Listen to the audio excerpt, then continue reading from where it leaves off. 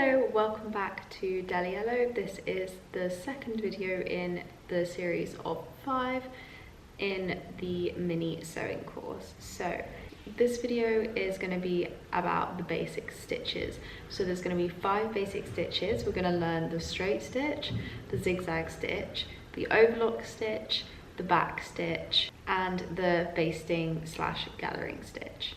So let's crack on. We're going to start with the straight stitch, which is your normal running stitch. So we're going to need to have our machine started up, and then I will show you.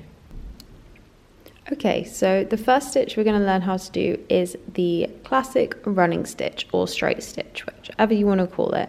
So what we're going to do is we're going to go to this little toggle which shows all of the different stitches you can do on your machine, and we're going to go for this top one here. This is the classic running stitch. It will be on all sewing machines. So what you can do is you can just turn your toggle. Everyone's will be slightly different till it gets to this straight one. So that is the running stitch. So that's now on the machine. We can now move up to choosing our length and width of our stitch. So I'm using a classic cotton, so I'm going to stick with a 3 for the length and a 3 for the width, as this is just the most common setting I put it on.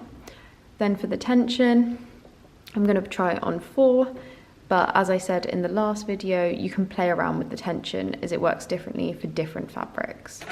So what we're going to do is we're going to come down to the main part of our machine, and we're going to put our fabric into the machine. Make sure your foot is up. Place your fabric in and then pull your foot down. Now, something really important to note when you're learning how to stitch is this little reverse button. So every time you start and finish your stitch lines, we need to make sure we do a little reverse. This goes all the way down, and you'll have one either here or it might be over here, but either way it will push down. And this just means that the stitching won't unravel once you've done it. So I'll show you an example. So what we're going to do is we're going to do 3 stitches. So you're just going to place your foot on the pedal and do 3 stitches. Perfect. Then we're going to press down on this lever, and then we're going to go back 3.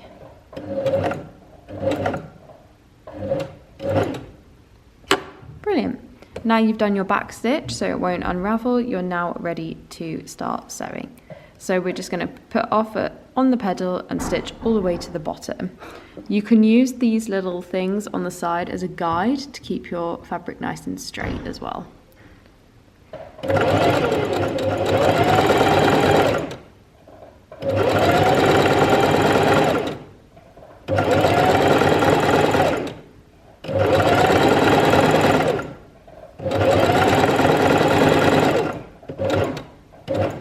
And once you reach the end of the fabric, we're going to do the same thing.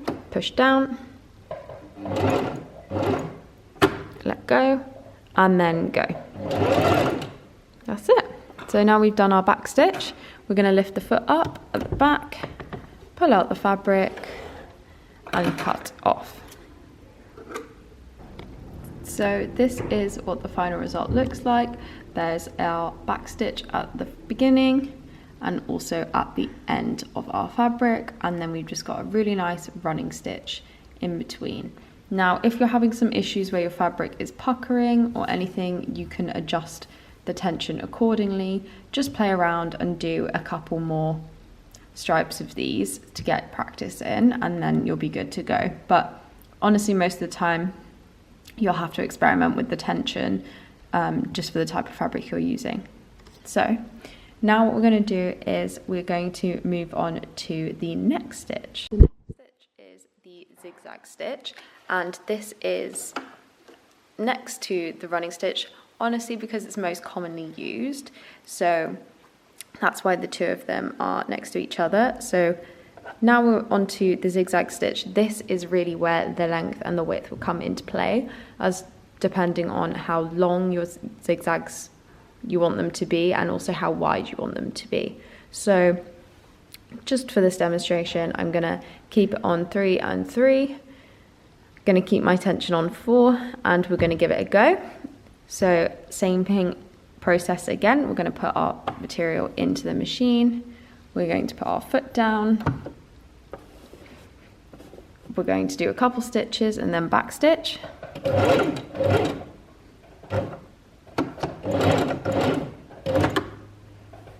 And then we're going to stitch right to the end.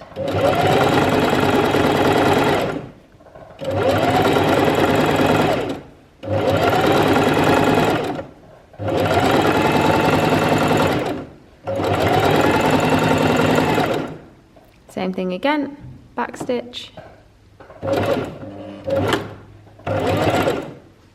foot up and pull out.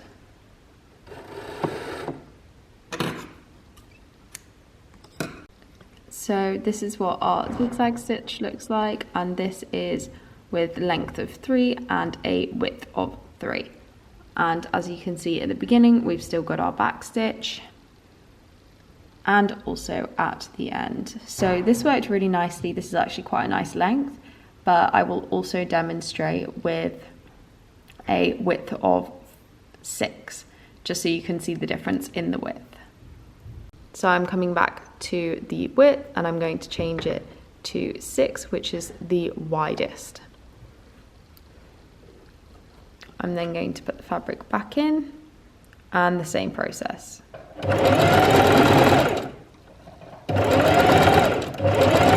So as you can see, this is the stitch line where the length is 3 and the width is 6.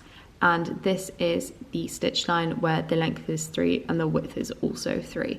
So as you can see, they do look quite different. So you could just play around with the different lengths and widths you like, but I do quite like both. So I'm not opposed to using either of these lengths or widths. So the next stitch I'm going to talk about is the overlock stitch. So this is an example of an overlocking stitch done on an industry overlocker.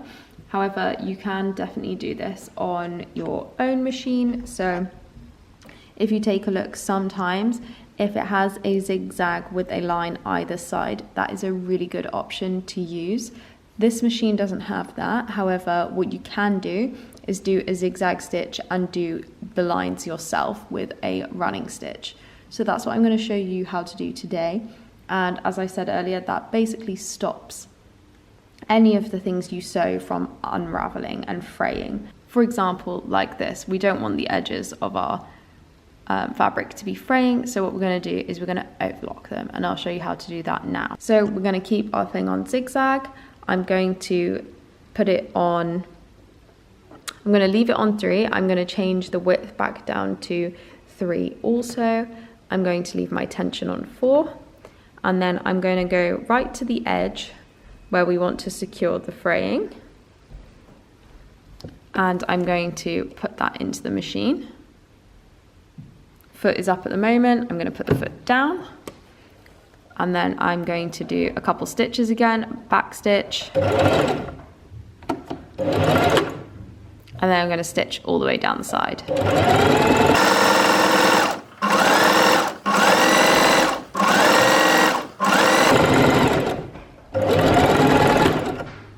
Foot up, fabric out. Oh, if your needle ends up stuck down, what you can do is use this manual rotator to just lift it up.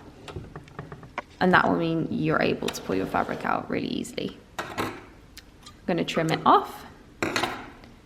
And so this is what we have got at the moment. This is what it looks like. And then what we're going to do is we're going to do a running stitch line below and above this line, and that is basically the equivalent of an overlock stitch. So now we're going to change on our stitch line to running stitch, and then I'm going to keep my length, width and tension all the same. You're going to pop it back into the machine and just line it up either side. That's it. Pop it down and then do a couple of stitches and then back stitch. And then we're going to try and keep it this side now, of the zigzags, and then in a minute I'll do the other side.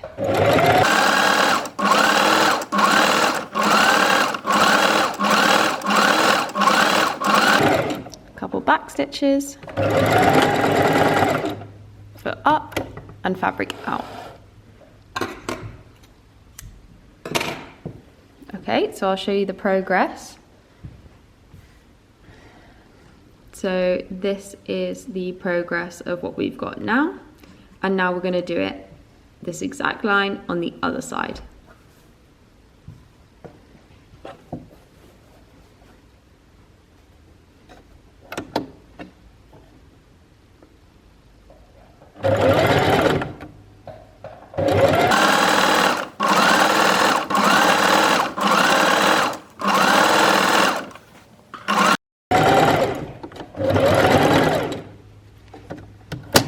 Foot up, fabric out, and cut. So as you can see, I have now got a stitch line running through both sides of the zigzag, and this will basically just ensure that when this frays down, it can't get past this line now. So it means your clothes will last longer, which is really good. So this is a really, really good stitch to have, and if you don't have a overlocker at home, you can easily do this, and it means you don't have to buy a new machine, but your clothes can still last just as long. So the final stitch we're going to do is called a basting stitch or a gathering stitch, and basically what that is a running stitch. So we're going to keep it on the same running stitch setting, but we make the length and the tension as high as possible. So what we're going to do is we're going to change this to 4. So the length is now on 4. And then we're going to change our tension to 9. So same process is going to apply again. We're going to put the material in. We are going to put the foot down. I'm using one hand. Put the foot down, do a couple stitches, and then a couple back, and then we're ready to go.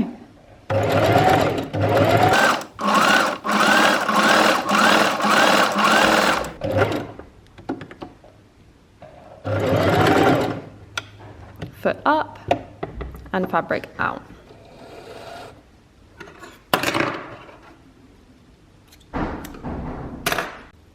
So as you can see, by putting the tension on 9 and the stitch length on 4, we've been able to create this beautiful gather, which has just been able to naturally happen because we've put the tension, so it pulls it all really tightly, nicely together. Now, the other option you can do is you're going to do a regular basting stitch, which I will show you now, and then you can gather it by hand afterwards. Okay, so at the moment we have our tension on 9, which is where that's the highest level. So that's where the fabric will be pulled together really, really tightly. But on the polar opposite end, we can put it on 0, and this basically means it will be a super relaxed, super loose stitch, which we can then pull out or pull into a gather. So we're going to put this on 0. We're going to keep our stitch length on 4. And our width is on 3, and then we're going to put it back into the machine to demonstrate this one. So when we are doing a basting stitch, we don't want to actually do our back stitch because we are typically either going to use it for a zip just to tack it down, and then we're going to pull out again, or we want to use it for a gather, which I will show you now. So we're not going to do this time. This is off limits for this particular stitch. We're just going to clamp it down as normal and then go for the stitch.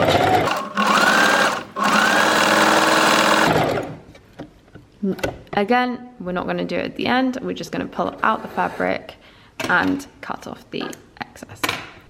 So this is what we have got, and basically if you would like to gather this, you can pull from the back, not the front, not the top of where you were stitching, but if you pull from the back end, then you can basically gather it up like so. and you can create your own mini gathers this way. And this is a really effective way of gathering material. And then the other option is you just use it as a basting stitch. So some people will do this on their zips and things, and then you'll literally just be able to pull it out, all the way out, super easily, and then you have no thread there anymore. So the basting stitch is a really good stitch if you just need to kind of hold things in place, or if you want to gather it as I just showed you, and then you make sure you tie it at the ends. So I'm just going to run through some key takeaways from this video. So the running stitch is the classic stitch that is used most of the time during sewing, and this is used to attach two pieces of fabric together down a seam, or it's used to top stitch, which is where you have a really pretty decorative line on top of the fabric. So that's what the running stitch is used for, and it's definitely the mostly common used stitch, and it'll be on any kind of sewing machine you buy.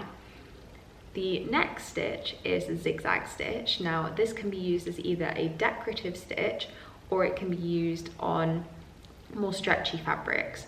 A running stitch isn't as often used on stretchy fabrics, just because the zigzag allows more movement in the fabric, so that's what the zigzag is used for. It can also be used to secure edges in an overlock stitch in conjunction with a running stitch, as I will show you. The zigzag stitch is also where you would most commonly change the length and the width of your stitch, as it depends on how wide and long you want that zigzag to be, whereas the running stitch, unless you're using a basting stitch, is commonly just kept at the same unless you change your fabric.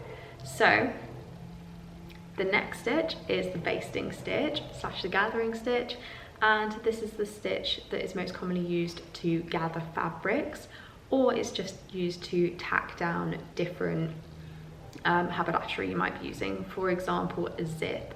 Someone might tack a zip using a basting stitch before they actually stitch it into place. And the basting stitch basically just means that you can remove it really easily because you haven't secured it into place. And then the fifth stitch, which isn't actually a stitch, but it's a very, very important part of sewing, is the back stitch.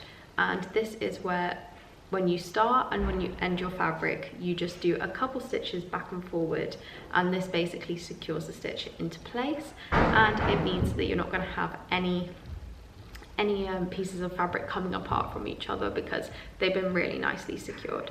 So it's not an actual stitch, but it is definitely a very important component of stitching.